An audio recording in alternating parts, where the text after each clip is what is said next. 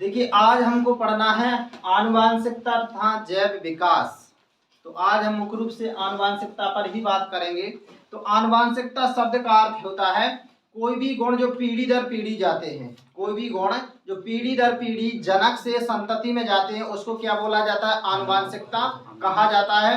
अर्थात एक जनक से जो संतति जन्म लेगी अगर वो गुणों में समान है, पूरी तरह से सेम ही है, तो वो उसका आनुवांशिकता के कारण ही होता है। तो कोई भी गुण जनक से सीधे संतति में आ जाए सेम के सेम, तो वो होता है आनुवांशिकता।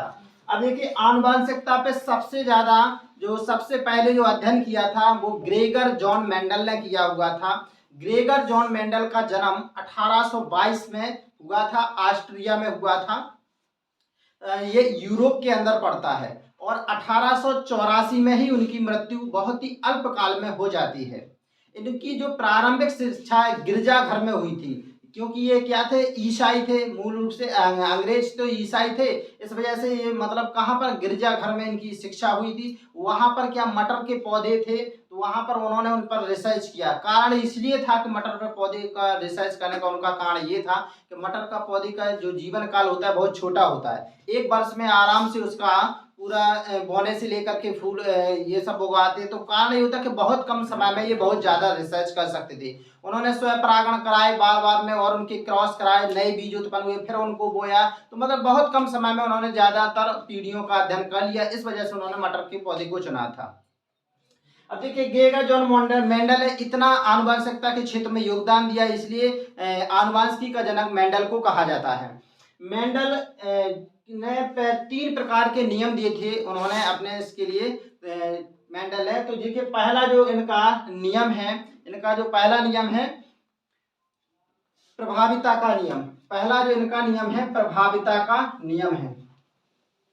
तो प्रभाविता के नियम में मेंडल ने बताया था कि जब लंबे पौधे और बौने पौधे, जब लंबे पौधे और बौने पौधे के बीच में संकरण कराया जाता है तो प्रथम पीढ़ी में केवल लंबे पौधे ही प्राप्त होते हैं। ये कैसे हैं? लंबे पौधे ही प्राप्त होते हैं। अब आप कहोगे कि सर इसमें तो एक कैपिटल और एक स्मॉल है, तो लंबे कैसे हुए? कारण क्या है कि देखिए कुछ गुण ऐसे होते हैं जो मतलब छुप जाते हैं, कुछ गुण दिखाई देते हैं। ऐसे गुण जो मतलब दिखाई देते हैं वो प्रभावी गुण कहलाते हैं, और जो गुण मतलब अपनी पीढ़ी में छुप जाते हैं वो क्या कहलाते हैं? अप्रभावी गुण कहलाते हैं। तो यहाँ पर देखिए जैसे लंबा है, ये लंबा है, ये बौना है, तो लंबे पौधे पर ये मतलब बौने वाले गुण कैसे हो गए? छुप गए। मतलब बौने गुण कैसे? अप्रभावी है, केवल यहाँ पर लंबे पौधे दिखाई दे रहे हैं। तो ये F1 मतलब फर्स्ट जेनरेशन है। तो जब मतलब लंबे पौधे और बौने पौधे का संकरण कराया जाता है, क्रॉस संकरण कराया जाता है, तो प्रथम पीढ़ी में केवल लंबे पौधे प्राप्त होते हैं। इसको बोला जाता है मेंडल का प्रभाविता का नियम। ये कौन सा होता है? मेंडल का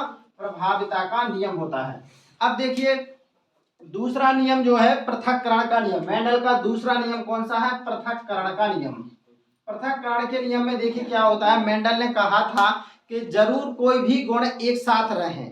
मतलब प्रथम पीढ़ी में मतलब जब गुण क्या होते हैं, एक मतलब 2 प्रकार के देखिए लंबे हैं बौने पौधे, ये मतलब क्या है साथ साथ में भी रहते, लेकिन जब दूसरी पीढ़ी में क्या हो जाते हैं, मतलब ये गुण आपस में मिलते नहीं बल्कि अलग हो जाते हैं। क्या हो जाते हैं? अलग हो जाते हैं। यहाँ पर देखिए ये लंबे पौधे आपको हुए थे, इसका आपने फिर क्या किया? स्वपरागण कराया। स्वपरागण कराने पर देखिए आपको ये प्योर लंबे पौधे हो रहे हैं, ये संकर लंबे पौधे हो रहे हैं, ये केवल क्या हो रहे हैं? बौने पौधे हो रहे हैं। तो इस तरह से देखिए यहाँ पर बौना पौधा छुप गए थे, पौने वाले गुण इस साथ में रहने के बाद भी देखिए उनके गुण मतलब अलग हो जाते हैं। ये देखिए लंबे वाले अलग हो गए, ये मतलब जो संकर वाले अलग हो गए, ये बौने, ये देखिए स्मॉल स्मॉल वाले कैपिटल, ये स्मॉल वाले ये बौने हो गए, ये कैपिटल वाले ये कैसे हो गए? लंबे हो गए।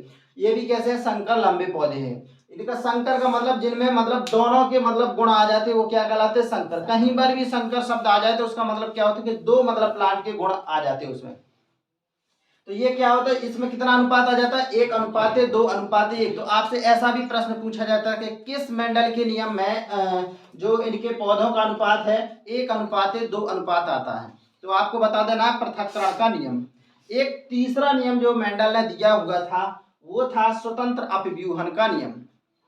क्या? स्वतंत्र अपव्यूहन का नियम। इसमें देखिए 9:3:3:3:1 में मतलब यहाँ पर यहाँ पर आप देख रहे हो कि यहाँ पर मतलब एक संकर क्रॉस है, मतलब एक संततियों के बीच में क्रॉस कराया जाती है। यहाँ पर भी देखिए आप एक संकर क्रॉस है ये, लेकिन ये कैसा होता है, द्विसंकरण क्रॉस होता है। ये कैसा होता है, द्विसंकर। देखिए क्योंकि इसमें आपने दो दो उनको लिया, ये जैसे आर आर कैपिटल ये गोल है, ये वाई वाई कैपिटल ये क्या है पीले, तो ये मतलब दो ले गया, तो ये कौन सा क्रॉस है, द्विसंकर। तो जब क्या हो जाता है कि दो मतलब अलग अलग डिफरेंट गुणों वाले पादपों के बीच में संकरण कराया जाता है। तो देखिए यहाँ पर जैसे गोल पीले वाले थे, ये झुर्रीदार हरे वाले थे, इनके बीच में जब संकरण कराया तो ये क्या है, द्विसंकर, क्योंकि इसमें दो जनक भाग, दो जनक भाग ले, तो ये कौन सा, द्विसंकर। तो जब द्विसंकर क्रॉस कराया जाता है तो फर्स्ट पीढ़ी में तो आपको पता है कि प्रभावी गुण दिखाई देते, अप्रभावी गुण छुप जाते। तो सेम यहाँ पर भी ऐसा ही हुआ है। तो यहाँ पर केवल गोल पीले बीज दिखाए, मतलब झुर्रीदार हरे बीजों का गुण छुप गया है यहाँ पर।